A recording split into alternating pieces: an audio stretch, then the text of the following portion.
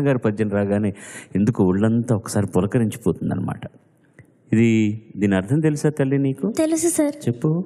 మందార మకరంద మాధుర్యమునదేలు మధుపంబు ఓనె మదనములకు అంటే అంటే తూనిగలు ఎప్పుడు మందారం పూలు అందమైన పూల మీద తేలుతాయి కానీ చెత్త మీద తేలుతాయా? తూనిగలని కాదు, భ్రమరం కావచ్చు, ఏదైనా సరే. ఎందుకు వెళ్ళవు?